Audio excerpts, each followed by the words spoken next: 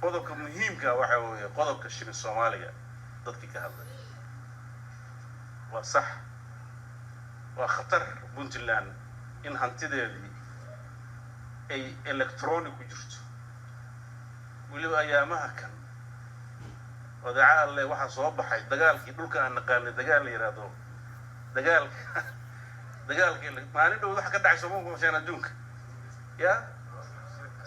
hal marba waxa hay la xaday systemkii softwarekii cusbataaladii Yurub diyaar Microsoft baa la xaday dani wuxuu ka hadlayaa Microsoft ma garanaysaa hackers ayaa galay wayna xadeen hadii حتى دكامدي اللي حلقة يبزنها بهالمر عركة دولك يستاجي ورطة خطر صوت wax badan baa la fududeeyay laakiin lacagtan ku wada jirta baleefan ku jirta anigu waxaan tagay mar aan deegaamo badan booqanayay dad lacag haysta oo waxba gadan karin maxaa yeelay meesha hadda dawladda wixii xuseeyay la weydiin lahaa madaxweyne oo ateen aan rabnaa bay raadin warana ateenada maxaa ka galay kulli shay waxay dhahayd wixii lacagaha halka lagu riday annaga wax ma kala gadan karno shaha ma soo karno horta arintaas oh my god that is hilarious by the way lacagtii oo dhan baa lagu wada shubay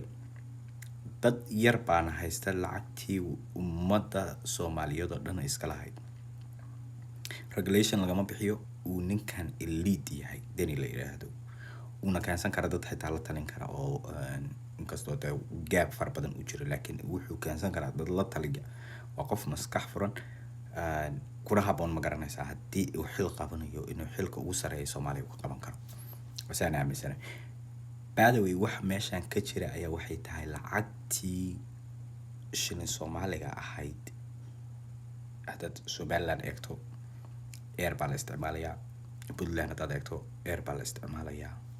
muqdisho haddaad eegto baa la isticmaalayaa ana waxaan ka hadlayaa inta 7 ku taala Soomaalida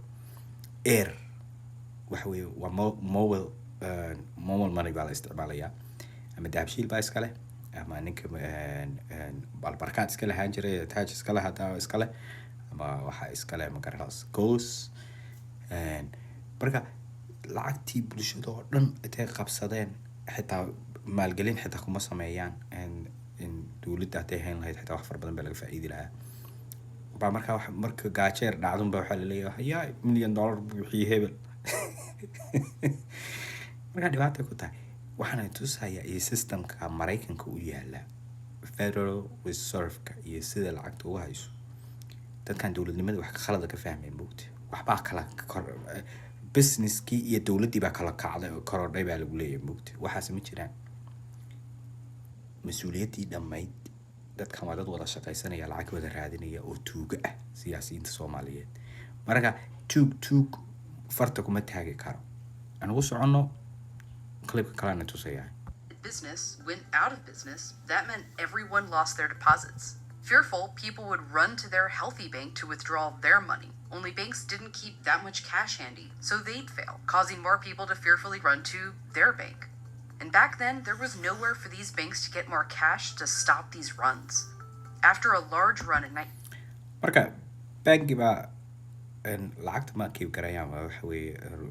1907 Mareykanka laga hadlayaa marka dhaqaale xumo ku dhacday waqtigaas waxa dhacday marka bangi baa jira lacag far badan ma haysto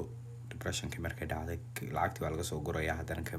bangiga kale dadka aadayaan lacagtii bay ka doonanayaan because dadkii waxa ku dhacaya qalbi warwar baa ku dhacaya marka bangiyada kale aadayaan lacag filan ma haystaan bangiyada marka sidaas ayuu wadankii bangiyadooda oo dhan ku kaceen waxa laga sheekanayaa marka waxaan ka hadlaynaa waxa taagan iyo waxyaalaha loo baahan yahay wadamada kale experience-ga ka qaateen 1907, wealthy bankers like JP Morgan put up their own ninkan oo JP Morgan baa leeyahay nin taajir ahaa lacagtiisa uu isaga leeyahay buu dhigay oo bangiyada kala geliyay asaad u arkaysan halkan one bangiyada oo kala geliyay asaad u arkaysan money to essentially bail them out. After that panic in 1907, business and political leaders got together and said maybe this isn't the best way to run a modern economy to rely on a few wealthy individuals doing the right thing in a time of dhowr qof oo taajiriina in ay wax saxan ay economiga ka sameeyaan. Waa laga tashtay waxaa la yidhi dhowr qof oo ma garanaysaa taajiriin ah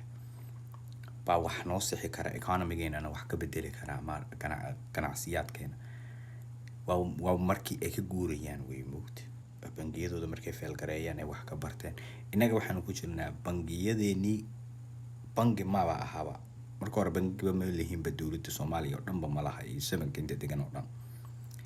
because bangiyada adduunka ah dee xawaaladaan haysanaa. laba waxa weeye lacagtii waddanka taalayna waxa weeye oo dhan EVC dahab iyo muxuu kalasoon bay ku kala jiraan iyo gols. taasi markaa waxay keentay lacagtii dadka ay haysteen oo dhan dhowr qof inay haystaan. laga yaabaa sida ay doonaan ay ka yeeli karaan. bangi backup garaynaya iyo wax backup garaynaya oo odhanaya haddii lacagtaan iga lumto insurance bay igu jirtaa iyo wax ilaalinaya aanay jirin. haddana waxaa laga sheekeynayaa ma garanaysaa waana lagu soo duulay buugta meesha keliya lagaaga soo duuli karo waa dhaqaalihiina haddii la farta lagu hayo ay dad kale ku hayaan marka hub million bangiyada lacagta hadday dowladda maamul lahayd qandaraasyo hadday rabaan xitaa dadka taajiriinta ay rabaan way siin lahayd moogta laakiin ma jirto daawada crisis. And so discussions began about creating a central bank, or what became the Federal Reserve System. Federal Reserve System baa la sameeyay 1913. 1913, the Federal Reserve was created to be the United States central banking system, basically a bank for banks. It's 12 separate federal bangi wax u qaybiya bangiyada kale oo dhan.